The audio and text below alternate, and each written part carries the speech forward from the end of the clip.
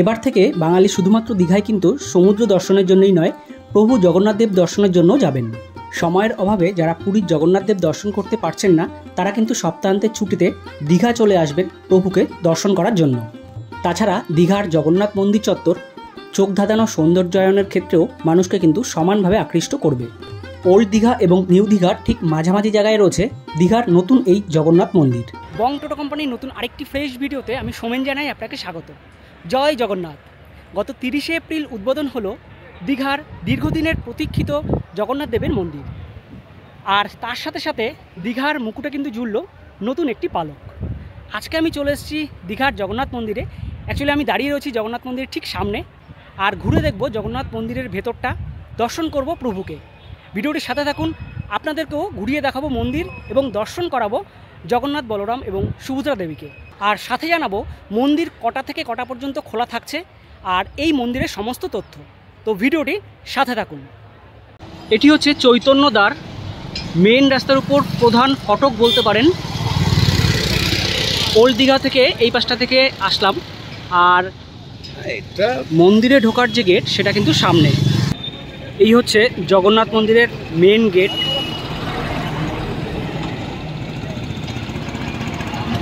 তবে আজকে main gate দিয়ে ঢোকা বন্ধ রয়েছে। সাধারণ মানুষরা কিন্তু ওপাশে আর একটা গেট রয়েছে, ওই গেট দিয়ে ঢোকানো হচ্ছে, তো আমি ওই দিক দিয়ে যাব। আর মন্দিরের উল্টো দিকে এই যে সাইডটা ফাঁকা ছিল, এই জায়গাটা কিন্তু খুব সুন্দর করে বসার জায়গা করা হয়েছে। এখানে একটা ছোট লেক টাইপের করা হয়েছে, আর এখানে টয়লেটের ব্যবস্থা রয়েছে। আজ কিন্তু মেন গেট বন্ধ রয়েছে। এখানে যে 6 নম্বর গেট রয়েছে, এই 6 নম্বর গেট দিয়ে সাধারণ মানুষকে ঢোকানো হচ্ছে। আর আরেকটা জিনিস দেখাই, মেন মন্দিরে ঢোকার আগে কিন্তু একটা জায়গা রয়েছে, এখানে কিন্তু জুতো রেখে তারপর ঢুকতে হচ্ছে। এই যে ডালা আর্কেড বলে যে জায়গা রয়েছে, এখানে কতগুলো বিল্ডিং করা হচ্ছে, এখানে জুতো রেখে তারপরে কিন্তু ঢুকতে হচ্ছে। তাছাড়া আপনারা কিন্তু এখানে ডালা পেয়ে যাবেন, পুজো দেওয়ার জন্য ডালা পাবেন। তো চলুন যাওয়া যাক 6 নম্বর গেট দিয়ে।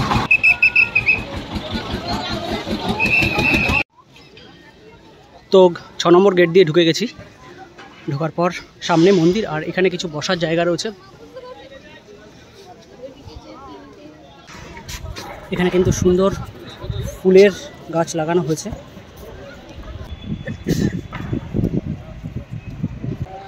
এটি হচ্ছে অরুণ স্তম্ভ, এটির উচ্চতা 34 ফুট, আর এখানে উপরে কিন্তু রয়েছে অরুণ মূর্তি। আর প্রথমেই রয়েছে কিন্তু সিংহদুয়ার। এই সিংহদুয়ার দিয়ে কিন্তু প্রথমে ঢুকতে হবে।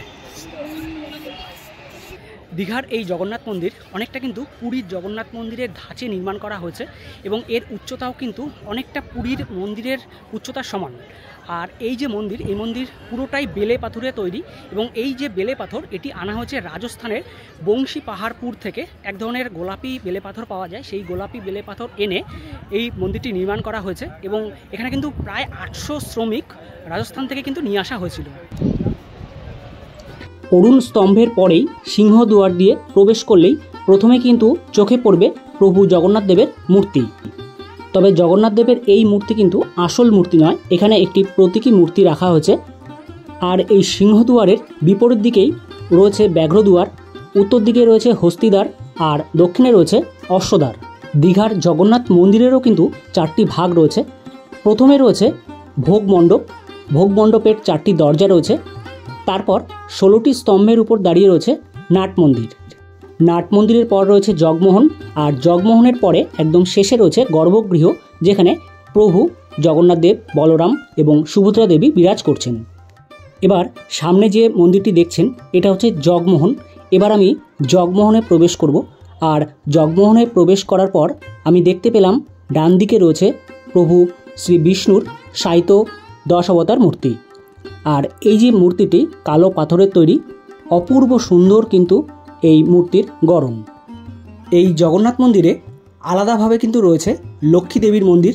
তাছাড়া জগন্নাথের ভোগ রান্নার জন্য আলাদা ভোগশালা। এই মন্দিরে জগন্নাথ দেব, বলদেব এবং সুভদ্রা দেবীর যেমন পাথরের মূর্তি রয়েছে, তেমনি কিন্তু রয়েছে নিম কাঠের মূর্তি।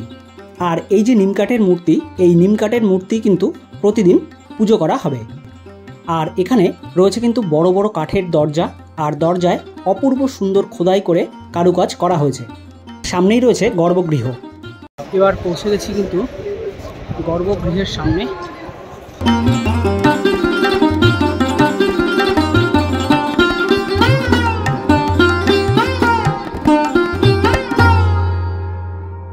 দীঘার এই জগন্নাথ মন্দিরে যে বিগ্রহ, সেই বিগ্রহ কিন্তু দু রকমের রয়েছে। পাথরের বিগ্রহ রয়েছে, আবার নিম কাঠের বিগ্রহ রয়েছে। তবে নিম কাঠের যে মূর্তি রয়েছে সেই মূর্তি কিন্তু প্রতিদিন পূজিত হবেন। এবার প্রবেশ করব মেইন যে মন্দির অর্থাৎ গর্ভগৃহ। এখানে কিন্তু জগন্নাথ দেব, বলরাম এবং সুভদ্রা দেবী রয়েছেন। তো চলুন গর্ভগৃহে প্রবেশ করি এবং আপনাদের দর্শন করাই।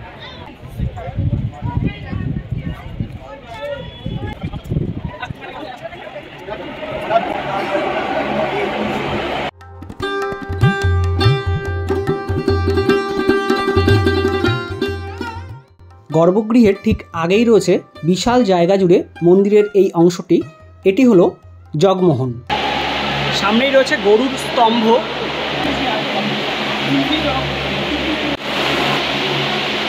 এবার আপনাদের নিয়ে আসলাম নাট মন্দিরে। এখানে কিন্তু 16টি স্তম্ভের উপরে এই নাট মন্দির নির্মাণ করা হয়েছে। কি অপূর্ব দেখুন।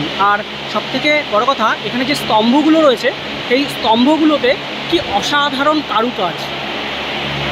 আর আগেই বলেছি আপনাদের, পুরো মন্দিরটা কিন্তু বেলে পাথর দিয়ে তৈরি। রাজস্থানের বংশী পাহাড়পুরের যে গোলাপি বেলে পাথর, সেই গোলাপি বেলে পাথর দিয়ে কিন্তু তৈরি এই মন্দির।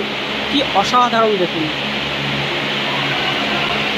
আর এই নাট মন্দির কিন্তু আবারও বলছি 16টি এরকম স্তম্ভ রয়েছে। এরকম 16টি স্তম্ভের উপরে কিন্তু রয়েছে এই মন্দির। আর সামনেই প্রভু রয়েছে। জয় জগন্নাথ।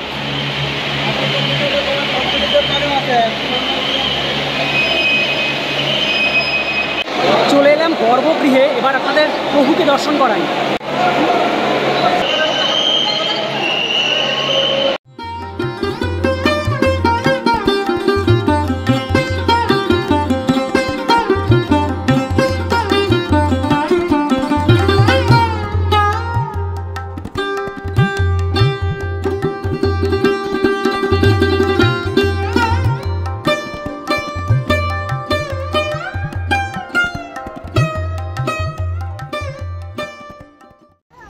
এই যে গর্ভগৃহ থেকে বেরোলে আমি এক্সিট করলাম এই গেট থেকে। এই গেট থেকে বেরোলেই কিন্তু এখানে রয়েছে কিন্তু হস্তি দুয়ার, মানে দুদিকে দুটি হাতির মূর্তি রয়েছে।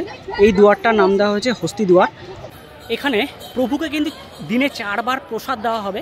সকাল 7টায় একবার, সকাল 10টায়, 12টায় এবং সন্ধ্যা 6টায়। দীঘার এই জগন্নাথ মন্দিরে প্রভু জগন্নাথ দেব, বলরাম এবং সুভদ্রা দেবীর জন্য কিন্তু আলাদা শয়নকক্ষ রয়েছে এবং সেই শয়নকক্ষে আলাদা আলাদা 3টি কিন্তু খাট রয়েছে। আর মন্দিরের একদম উপরে যে ধ্বজা রয়েছে, এই ধ্বজা কিন্তু পুরীর মতোই প্রতিদিন সকালে উত্তোলন করা হবে এবং বিকেলবেলা নামানো হবে। এখনও পর্যন্ত এটাই ঠিক রয়েছে, পরবর্তীকালে জানি না পাল্টাবে কিনা, তবে এখনও পর্যন্ত কিন্তু এই নিয়ম রয়েছে। গর্ভগৃহ ঘিরে রয়েছে কিন্তু ছোট ছোট এরকম কালো পাথরের তৈরি ছোট ছোট মন্দির করা হয়েছে। আমাদের হিন্দু ধর্মের পুরাণের যে সমস্ত দেবদেবীর কথা আছে, সেই সমস্ত দেবদেবীর ছোট ছোট এরকম মূর্তি কিন্তু এখানে রয়েছে।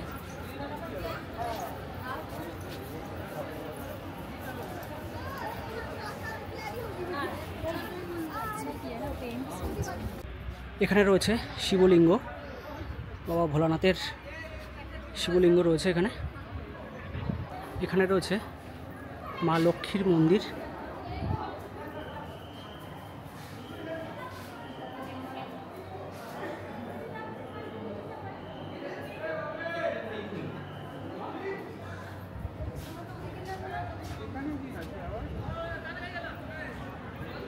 আর আজ থেকে যে নতুন নিয়ম চালু করা হলো সেটি হচ্ছে এই মন্দির খোলা থাকবে সকাল 6টা থেকে দুপুর 1টা পর্যন্ত, আবার দুপুর 3টে থেকে খুলবে রাত 9টা পর্যন্ত।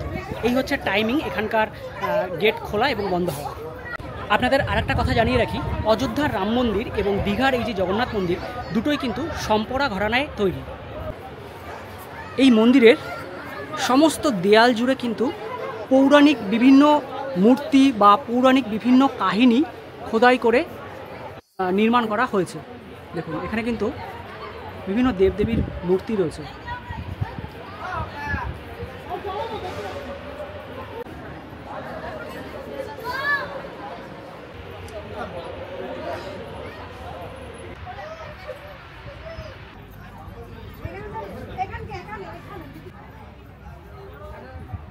দু সালে হিটকো এই মন্দির নির্মাণ কাজ কিন্তু শুরু করে, আর প্রায় 20 একর জমির উপর তৈরি এই মন্দির নির্মাণ করতে প্রায় কিন্তু 250 কোটি টাকা খরচ হয়।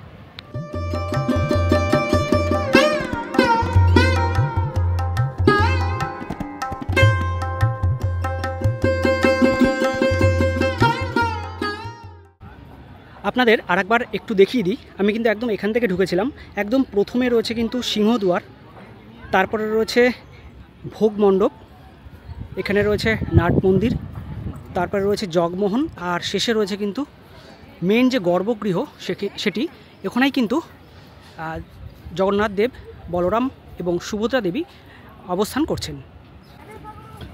আর মন্দিরের পাশেই যেটা প্রথমেও দেখিয়েছিলাম আপনাদের, খুব সুন্দর এই একটা ছোট্ট জলাশয় টাইপের করা হয়েছে। এখানে পদ্ম গাছ লাগানো হয়েছে, এখনও ফোটেনি, বেশ ভালো লাগছে কিন্তু।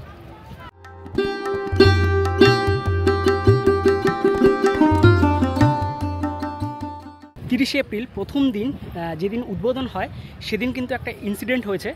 আমাদের মতো সহকর্মী কিছু ব্লগারের মোবাইল চুরি হয়ে গেছে। সেটা ভিড়ের জন্য হয়েছে। অ্যাকচুয়ালি এটা কিছু করার নেই, প্রশাসনও তৎপর রয়েছে, কিন্তু কিছু অসৎ মানুষ তো সব জায়গাতেই থাকে, সেরকমই কিছু অসৎ মানুষের জন্য কিন্তু এই ইনসিডেন্টটা হয়েছে। তো তবুও বলবো আপনারা সতর্ক থাকবেন। এখন প্রচুর ভিড় হচ্ছে, আর এই ভিড়টা থাকবে। দীঘাতে তো এমনিই ভিড় হয়, আর জগন্নাথ মন্দির উদ্বোধন হয়েছে, এটা একটা নতুন আকর্ষণের বিষয়। তো আপনারা সতর্ক থাকবেন, এই সমস্ত বিষয় নিয়ে নিজস্ব জিনিসপত্র এগুলো কিন্তু সাবধানে রাখবেন। 2025-এ রথে কিন্তু দীঘার রাস্তায় গড়াবে এই রথ, আর সেই রথ কিন্তু প্রস্তুত করা হচ্ছে। এখানে জগন্নাথ এবং বলরামের রথ রয়েছে, আর ওপাশে সুভদ্রা দেবীর রথ তৈরি হচ্ছে। তো এবার কিন্তু দীঘা রথের সময় একদম গমগম করবে।